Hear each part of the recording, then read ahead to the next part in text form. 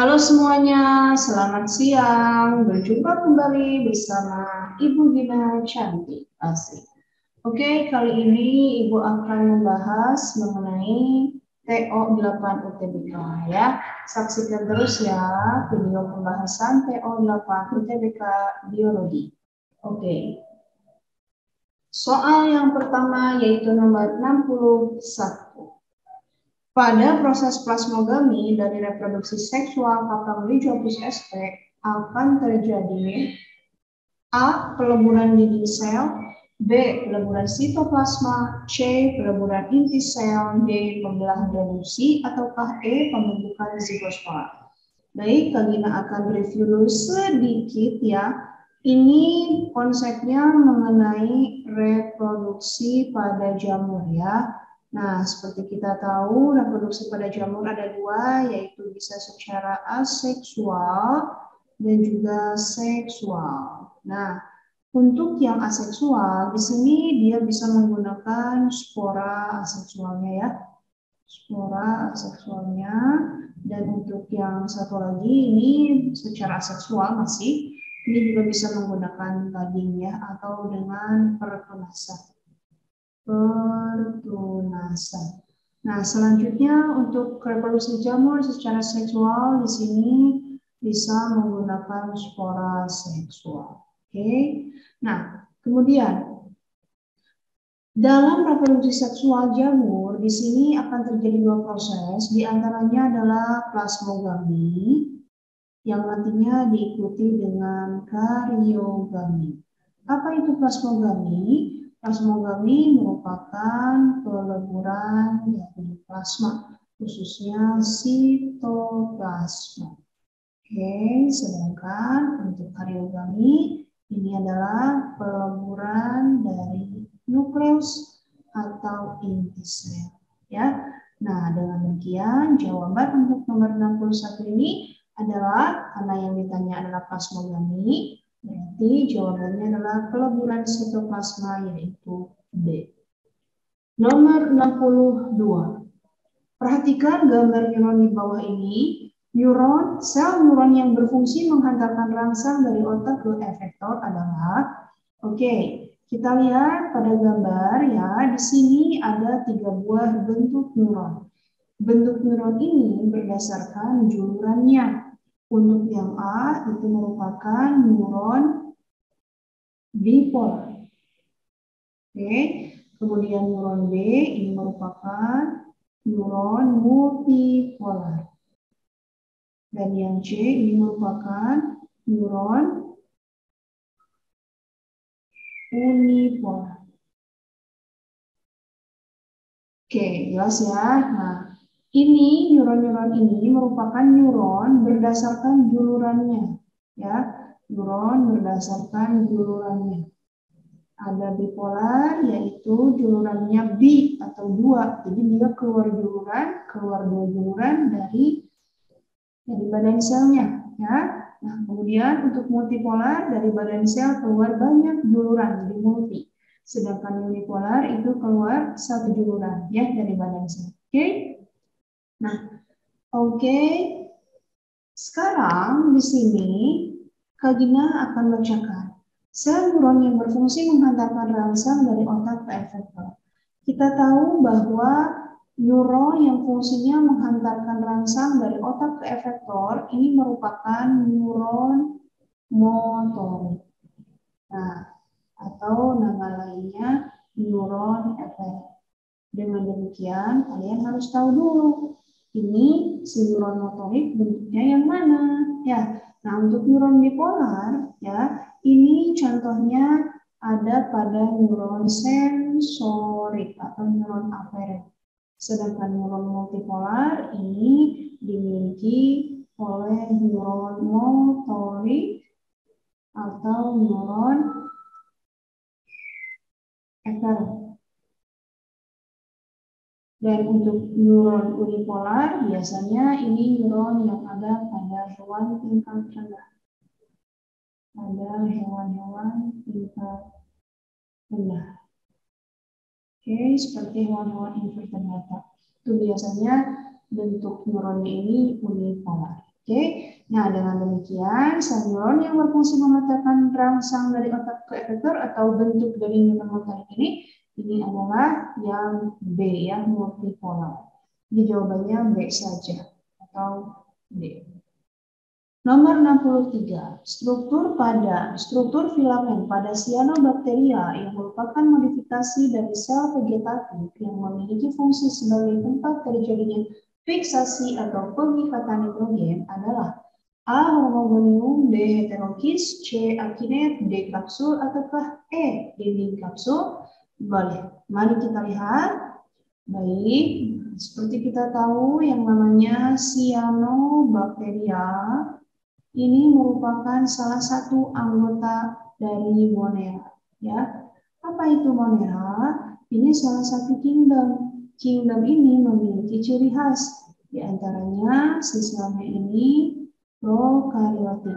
Arti dari sel prokariotik ini dia tidak memiliki membran inti. Tidak punya membran inti. Oke, nah sehingga batas dari sel atau batas dari inti sel si Monera ini tidak jelas, sehingga si Monera ini tidak dikatakan, dan maksud kalinya si Monera ini dikatakan tidak punya inti sel ya, atau tidak memiliki inti sel.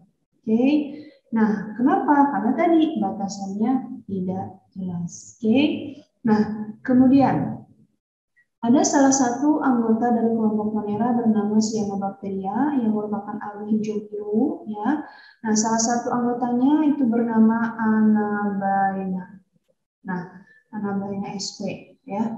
Nah, si Anabaena ini ternyata bentuk tubuhnya ini adalah filamen. Jadi seperti benang. Karena mereka bersalah satu, jadi ini perspektif ya. Alina gambarkan struktur dari tubuh si Anabaena ini.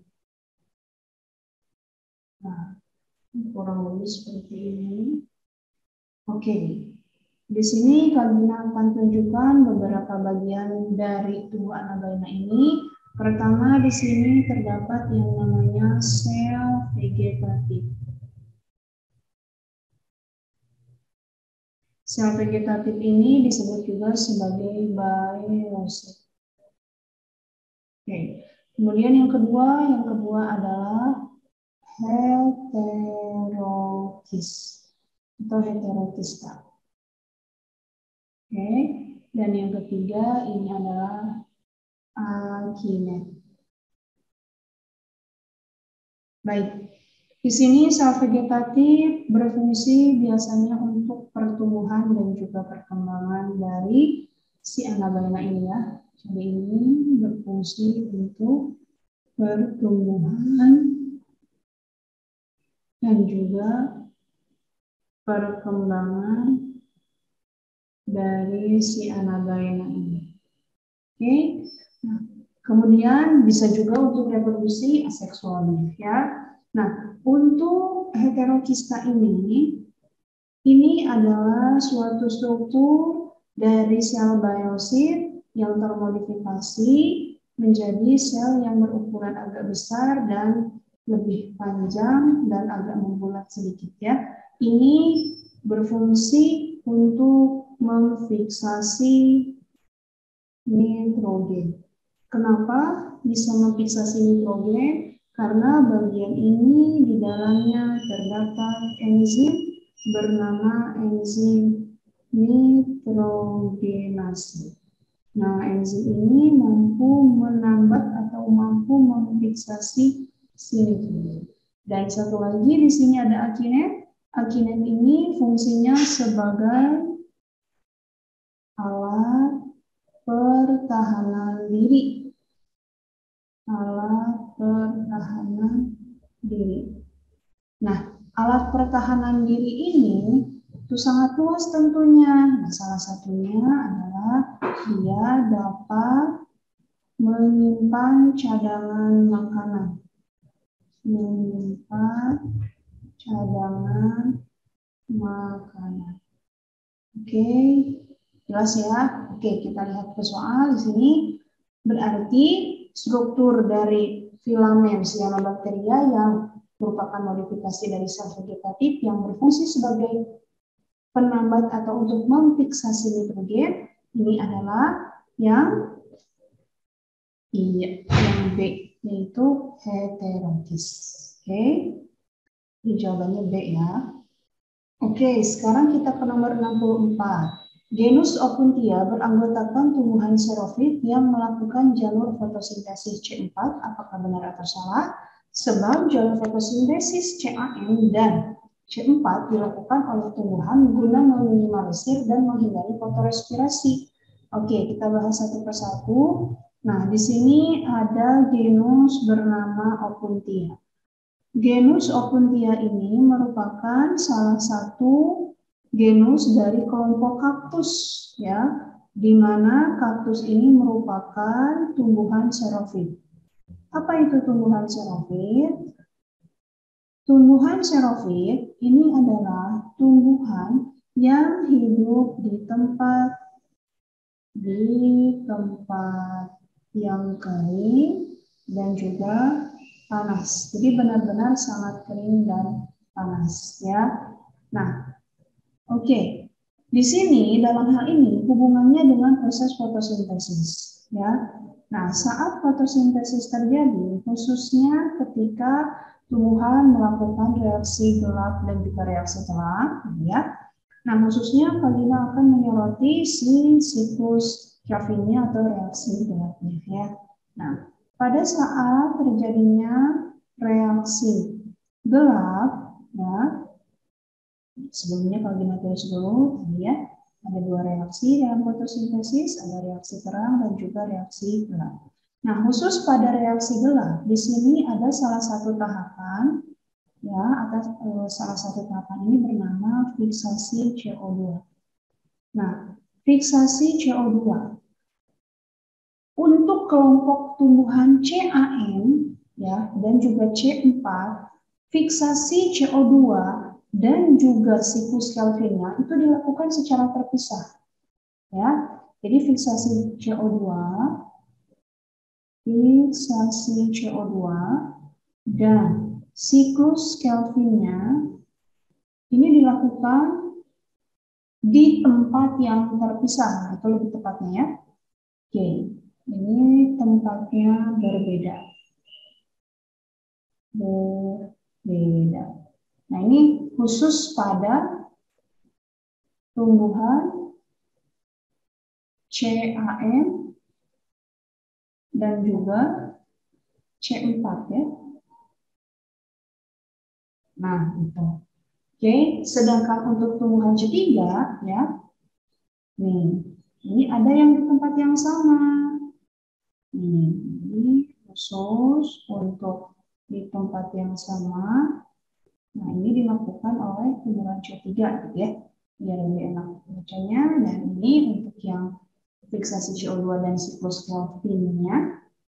Ada tumbuhan yang tempatnya berbeda ini khusus untuk tumbuhan CAM dan juga tumbuhan C4. Oke, mengapa hal ini bisa terjadi? Karena Regina akan bahas mengenai yang tumbuhan C4 tadi ya. Nah, tapi kita jawab dulu untuk pernyataannya. Genus Opuntia beranggotakan tumbuhan xerophyt yang melakukan jalur fotosintesis C4. Nah, ini salah. Kenapa? Salah karena seperti tadi Kak Gina katakan, genus Opuntia ini dia termasuk tumbuhan CAM yang berarti yang disingkat sebagai Crassulaceae acid metabolisme. Artinya, tumbuhan ini dia memfiksasi CO2 ya, dengan suatu senyawa lain bernama PET. Ini menghasilkan suatu senyawa bernama asam oksaloasetat atau yang disingkat dengan AOA. Nah, ini dilakukan di bagian sel mesofil. Sedangkan untuk siklus Kelvinnya atau pembentukan glukosanya ini dilakukan di seludang pembuluh. di seludang pembuluh. Gitu. Jadi jalurnya sudah beda ya. Jadi jalur untuk genus Opuntia ini karena dia termasuk tumbuhan xerophyt, jadi jalur fotosintesisnya bukan C4 tapi CAM yang disingkat sebagai Crassulacean Acid Metabolism atau metabolism. Artinya dia akan mengubah si CO2 ini dalam bentuk asam, salah satunya adalah asam crassulase, sehingga disebut dengan Crassulacean Acid Metabolism. Oke. Sebabnya jalur fotosintesis CAM dan C4 dilakukan oleh tumbuhan guna meminimalisir dan menghindari fotorespirasi. Itu juga benar, ya. Nah, seperti tadi yang Kak Gina katakan bahwa ada yang melakukan fiksasi CO2 dan substrate Kelvin pada tempat yang sama, yaitu tumbuhan C3. Ada juga yang melakukannya di tempat yang berbeda, seperti tumbuhan CAM ini dan juga C4 gitu ya. Nah, kenapa? Nah, ini tujuannya adalah untuk meminimalisir terjadinya fotorespirasi. Untuk meminimalisir ya terjadinya fotorespirasi. Nah, maksudnya seperti apa? Apa itu fotorespirasi? Fotorespirasi ini, jadi gini sayang. Ketika tumbuhan xerophyt melakukan proses metabolisme, mereka ini kan termasuk tumbuhan yang hidup di daerah panas dan juga sangat terik matahari.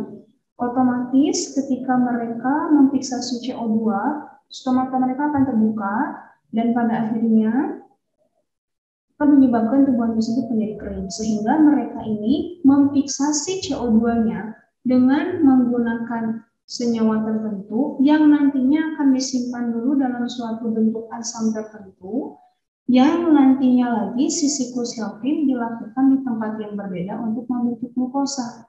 Nah, hal ini untuk meminimalisir terjadinya fotorespirasi yang merupakan suatu proses respirasi. Artinya si tumbuhan tersebut menghirup oksigen dari hasil fotosintesis. Jadi akibat tingginya fotosintesis yang terjadi yang menghasilkan yang menghasilkan oksigen maksud vagina gitu ya. Jadi gini. Ini kalau misalnya fotosintesis tinggi, ini pasti oksigennya pun tinggi ya. Ini pasti O2-nya juga akan tinggi.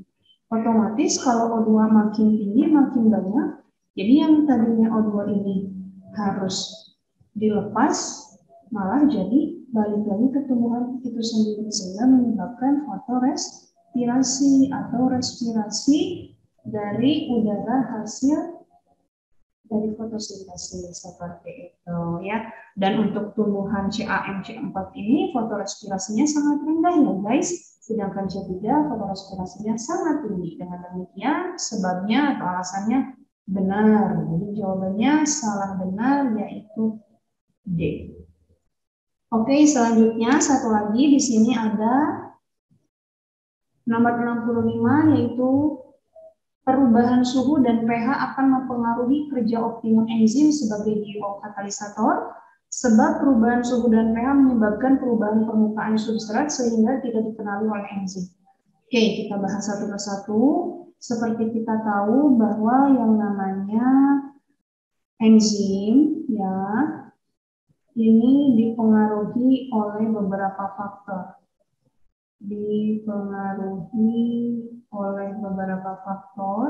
Di antaranya Kagina punya singkatannya adalah Sapikes. Nah, apa itu Sapikes? Sapikes di sini, ini singkatan ya, S-nya adalah suhu, A-nya ini adalah aktivator,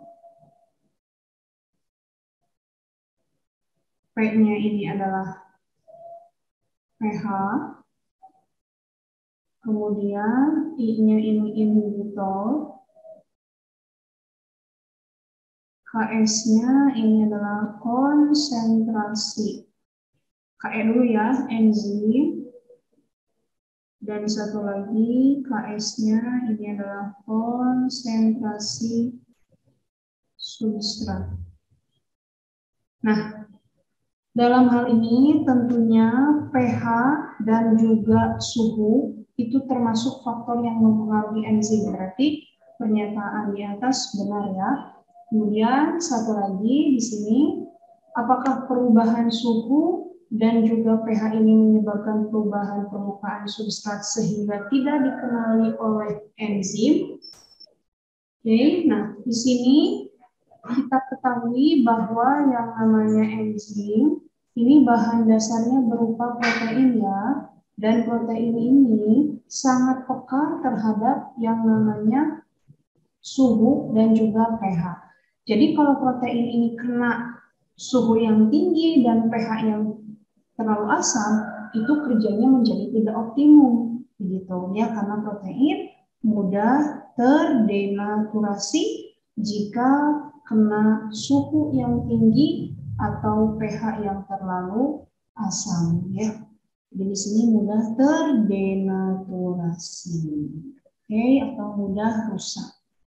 Oke, jadi perubahan suhu dan pH ini bukan menyebabkan perubahan permukaan substrat, tetapi dia lebih menyebabkan perubahan pada struktur protein yang dimiliki oleh dia sendiri ya. Oke, jadi untuk nomor 65 pernyataannya benar dan alasannya salah ya. Jawabannya adalah C.